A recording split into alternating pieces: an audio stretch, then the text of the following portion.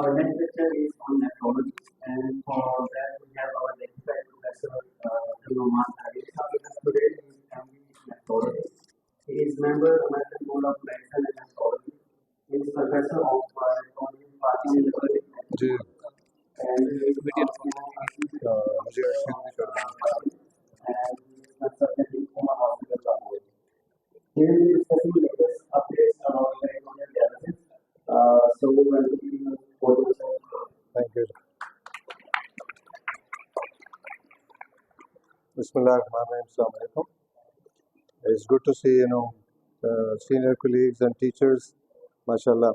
And thank you very much for the organizers and especially Dr. Numan for inviting me here. It's good to see so many young physicians here, students trying to learn, and I learned a lot from this movement disorders here lecture. So what I'm going to share is, I'm not going to bombard you with nephrology too much or dialysis. Was like an end-stage kidney disease. Just want to highlight a few things which may be very important for you to understand what the dialysis patients need and how do we go about it. So dialysis is meant for, as we know, for clearance of electrolytes, solutes, and there's a fluid clearance and acid base. And so the blood is being cleaned from all these things, and the patient can go to a healthy life. Unfortunately, when a patient is supposed to go on dialysis, so what do we do? Our families, they say, okay, अब आपकी dialysis शुरू होने लगी, आप बैठ जाएं कोने पे और आप कुछ नहीं कर सकते, तो आप जरा भी ना हिले, कमरे से बाहर नहीं जाना वगैरह वगैरह से so many things there. So वो बिल्कुल ही एक useless member of society बन जाते हैं, and that's wrong. Actually, dialysis का मतलब ये है कि patient, when they should be on dialysis, they should be working, they should be going to school, following their dreams, quality of life improve होनी चाहिए. ये नहीं कि they should be just left alone to just in the end die after a few years, and that's actually wrong. So dialysis से पहले जो सबसे अच्छी जो modality है patients के लिए जिनका kidney fail हो जाए, that is a transplant, right? So transplant किसका होता है? It's like only दवाइयाँ खानी है, बाकी और कुछ नहीं, don't have to go to the hospital for dialysis or anything. So second option which is freely available is hemodialysis, and we all know that. जो हीमोडायलिसिस में पेशेंट मशीन के साथ अटैच्ड है और ब्लड क्लीन हो रहा है वहाँ से फिल्टर के ज़रिए, और 4 hours patient has to go to the hospital 2 to 3 times a week for hemodialysis. So ये एक बड़ा एक हैसल होती है, पेशेंट जाएगा, कहीं से निकलेगा, घंटा लग जाएगा उसके हॉस्पिटल पहुँचने में, फिर डायलिसिस होगी 4 घंटे, फिर घंटे पहले इंतज़ार, फिर बाद में इंतज़ार, तो आप समझ लें आधे दिन से पूरा दिन तकरीबन बाज़ लोगों का लग जाता है just for a single session of dialysis. So when we say 2 sessions of dialysis 4 hours, it means 2 days of weeks are lost. Third thing जो available है dialysis patients के लिए who need the dialysis is the peritoneal dialysis, which is also called as bloodless dialysis, क्योंकि इसमें blood use नहीं होता, इसमें peritoneum use होती है. और अभी जो हम बात कर रहे हैं peritoneal dialysis की, तो क्या peritoneal dialysis is it a new modality? No, it is not a new modality. It's been there since 70s. तो उसमें फिर कुछ issues पाकिस्तान में because of our own issues, and in the developed world they had their own issues in terms of financial gains. वो नहीं था तो इसलिए उसको कोई promote नहीं किया किसी ने, लेकिन बहुत सारी countries में जहाँ पे peritoneal dialysis has been going on for a significant number of patients on dialysis.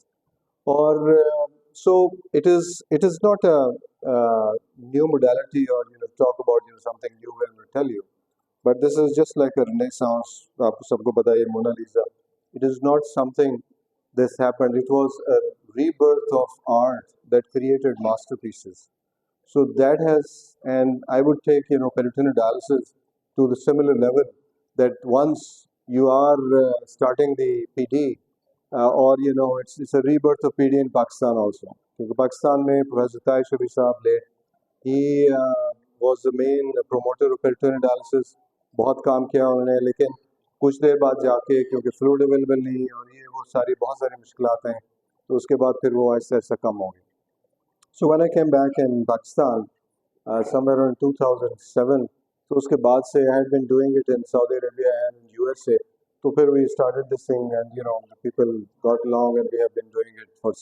And so I'm going to tell you about just peritoneum a little bit. So this is the most difficult part of anatomy that we had gone through in our student days. तो ये सबसे मुश्किल होती है. Graze anatomy से भी पढ़ के देगा, उधर से उधर जा रही घूम पे. So you don't need to worry about it anymore. So it just has two peritoneum, visceral and parietal peritoneum. So ये reflection है, and इस parietal peritoneum major part है और visceral peritoneum the other part, जहाँ से we get the benefit of peritoneal dialysis. So we exchange the solutes, electrolytes, acid base, we can give bicarb and all these things. और उसके लिए हमें क्या चाहिए? एक कैथेटर चाहिए, इसको कहते हैं tank of catheter. So this is the umbilicus, ठीक है जी. और ये कैथेटर है, ये ऐसे करके इधर जा रहा है. तो इसके दो कफ्स होते हैं. तो एक कफ जो है वो it is present on with in the rectus muscle, और नीचे पेरिटोनियम आ गई, और फिर ये टनल सी बन जाती है स्किन के अंदर, and then it comes out over here. So इन कफ्स का मकसद ये होता है कि there is a reaction to this Dacron cuff. तो उस फाइब्रोसिस से वो जगह पकड़ी जाती है, और उससे ये होगा कि अगर कोई बैक्टीरिया हमारा पास करे तो it can not go through their, and so the risk of peritonitis is decrease quite significantly. तो शुरू में जब कैथेटर डले, यहाँ पे भी हमने बहुत सारे यूज़ किए हैं स्टिफ कैथेटर, उसमें कफ शफ कोई नहीं होता. अब सीधा हमने कैथेटर डाल दिया, वो ओपन है, 3 दिन बाद आप ज़्यादा रखेंगे तो there will be infection. So we had to remove those catheters. So not anymore. These catheters can stay there for years and years and years. There have been patients who have been on dialysis PD for more than 20 years on the same catheter. So 20 years same catheter, it's a long time. तो ये catheter हो गया, और ये आपकी peritoneum cavity आ गई, और ये आ गई. सो पेरिटोनियल कैविटी अगर आप देखें, एक साइड पे पेरिटोनियल कैविटी है, और फिर मेम्ब्रेन है, और उसके नीचे कैपिलरीज हैं. If you see this capillaries, यहाँ से आपका जो फ्लूइड है आपने इधर डाला, तो इधर से जो भी टॉक्सिन्स है वो निकल के फ्लूइड में आ जाएंगे, और फ्लूइड को आपने बाहर निकाल लेना through that tube that we had inserted tank of catheter. So it's a simple thing, not a big science to think of, but God has given us the benefit of the brain to use this peritoneal cavity. And so ये सारी आपकी dialysis चल रही होती है. तो dialysis में क्या करना है आपने? You need to remove all the toxins, the extra potassium, and just to make the balance. तो इस फ्लूइड में अगर आप बाइकार्ब डाल दें तो ये बाइकार्बोनेट पेशेंट को जाएगा, और पेशेंट के अंदर से पोटेशियम बाहर निकल रहा है, यूरिया निकल रहा है, क्रेटिनिन निकल रहा है. सो उससे जो फ्लूइड के अंदर जो कुछ जमा हो जाएगा, then you remove it after certain time 4 to 6 hours, and then it patients को बताने के लिए हम कहते हैं कि यूरिन फ्लूइड ऐसे निकलेगा जिससे यूरिन की तरह yellow colour, and that is peritoneal dialysis. और पीडी सॉल्यूशंस होते हैं, उसमें पानी होगा और उसके अंदर कोई चीज़ होगी, और उस चीज़ में जो सबसे जो मेन चीज़ हम यूज़ करते हैं वो है ग्लूकोज या डेक्सट्रोज. डेक्सट्रोज का मकसद ये होता है कि dextrose will cause osmotic pressure, so the fluid can be sucked into the peritoneal cavity. तो जो एक्स्ट्रा फ्लूइड आप डायलिसिस पेशेंट में फ्लूइड ओवरलोड में चलेंगे, पानी कैसे निकालना है? तो ऐसे निकालना है. तो आपने डेक्सट्रोज रखा हुआ है, और डेक्सट्रोज के अंदर सारा वो पानी आएगा, और पानी जो है ना फिर आप उसको जब रिमूव कर सकते हैं by draining it out. So we had done that in patients who were very sick, pulmonary edema. We did rapid exchanges, removed the fluid, patient went, okay with that, and this thing happens. So CAPD क्या है? So there's two types of peritoneal dialysis. एक है CAPD, continuous ambulatory peritoneal dialysis. Ambulatory मतलब बंदा patient चल फिर रहा है, आ जा रहा है, अपना सारा दिन काम कर रहा है, and it's continuous, क्योंकि हर वक्त patient के पेट में पानी रहेगा. So it's called CAPD. So continuous ambulatory peritoneal dialysis.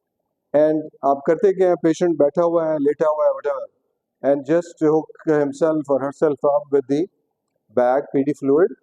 पानी अंदर चला गया, then they disconnect, और ट्यूब जो है वो पेट के नीचे रहेगी, जिससे आपने देखा होगा पंप का स्किन के इधर रहता है, तो ऐसे रहेगी और बंदा पता भी नहीं चलता.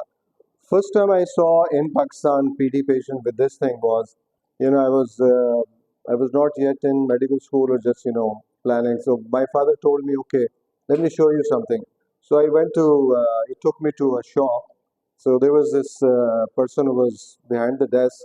He was selling electrical goods.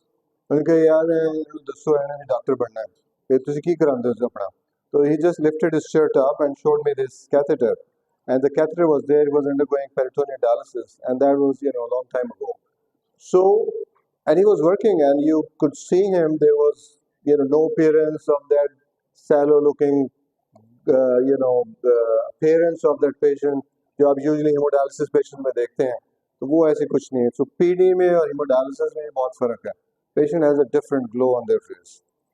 तो ये आ गया जी. तो फिर आप इसको फिर 6 घंटे बाद या 4 घंटे बाद या 8 घंटे बाद 12 घंटे बाद according to the patients need आप उसको चेंज करते हैं फ्लूइड को और फिर नया फ्लूइड डाला फिर निकाला. तो ये एक मैनुअल मेथड है CAPD. ठीक है जी. और इसमें डायलिसिस सोल्यूशन कंटिन्यूसली होता है जिससे मैंने सारा बताया इसमें सारा कुछ आ गया. और इसमें क्या चाहिए होता है ये इस नीड आप कील भी लगा दें तो वो चल जाएगा. आपके पास ये पोल आ गया and you need to have a weighing scale जिससे आपको पता चलेगा सर कितना पानी निकला है. तो आप उसको बैग को देख लेते हैं इतना ड्रेन हो गया. तो आपने 2 लीटर डाला तो कितना निकला है 200 एक्स्ट्रा है 2.2 से आपको बताया 200 ultrafiltration extra fluid remove हो गया. तो और सर हैंड सैनिटाइजर सबसे इम्पोर्टेंट चीज़ in peritoneal dialysis is hand sanitiser. That's it. Peritonitis का बहुत ज़्यादा खतरा रहा है. आप जिससे बात करो सबसे पहले कहो यार इससे तो पेरिटोनाइटिस है. उसकी वजह ये है कि जब आप शुरू करते हैं it is so simple. Just connect. उसको ऐसे ही कहते हैं अगर आप पेन के उसको ऊपर उसका कैप चढ़ा सकते हैं ना तो that person can do peritoneal dialysis. Doesn't have to be educated. हमारे पास पेशेंट्स रहे हैं सऊदी अरब में भी जो बद्दू थे सहरा में जाके करते होते. I had a patient in मेरे विलेज एरिया. 2 पेशेंट्स, एक इधर शर्कपुर में और एक वो सांगला हिल के आसपास के. तो they were doing it for 5 years, had no issue, no peritonitis, none, not a single episode. Reason क्या है? Every time then they did, they knew how to clean their hands. The 11 steps, thanks to COVID, in a sense, because that has taught us how to clean our hands, wash our hands. Otherwise, COVID is bad. अच्छा जी. So peritoneal dialysis is so good that many countries have opted for peritoneal dialysis as their first modality. Patient आएगा, आपकी PD होगी. अगर PD किसी वजह से नहीं हो सकती तो फिर आपके जो है हीमोडायलिसिस होगी. उसकी वजह ये है मैं थोड़ा सा आगे आपको बताऊंगा. लेकिन बहुत सारे countries just like Hong Kong, Thailand, they have almost 50 to 70% patients who are on peritoneal dialysis. Mexico में भी यही हाल है. उसकी वजह ये है कि they can't build so many centres all over there countries और फिर हर एक के लिए आप इतना सारा कुछ करें तो वो सारे पॉसिबल नहीं है. तो उसमें कॉस्ट बहुत ज़्यादा आ जाती. तो अब ये इसके डिफरेंसेस अगर आप देखें कि जो पीडी है इट्स अ होम डायलिसिस. इसको हम कहते हैं ब्लडलेस डायलिसिस क्योंकि ब्लड जिसमें यूज़ नहीं हो रहा. सो इट्स अ होम डायलिसिस. तो आप घर पे करते हैं. और USA में एक लॉ पास हुआ है कि बाय 2025 80% ऑफ देयर हीमोडायलिसिस या PD patients have to be at home.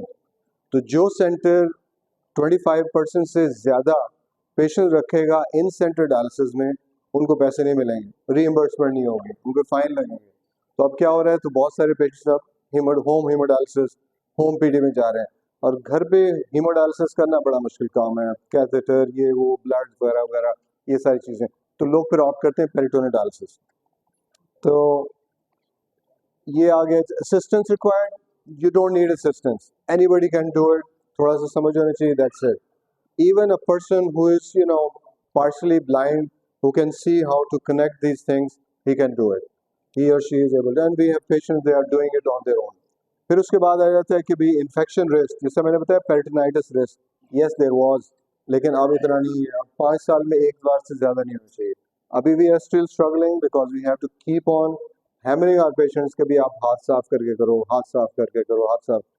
Don't, क्योंकि सो सिंपल बन गया. अच्छा मैं आंख बंद करके भी कर सकता हूँ. उसी वक्त ये सारी प्रॉब्लम शुरू हो जाती है. दूसरा जो रिस्क है इन्फेक्शन का वो हीमोडायलिसिस के साथ वो है HIV, हेपेटाइटिस B और C. We have seen a resurgence of HIV and we have few patients, in Gujranwala, we have seen patients in Lahore who have turned positive HIV from one to the other. Whole lot of patients have turned to HIV positive in these dialysis units, and that's it's very bad, and actually that is the main concern.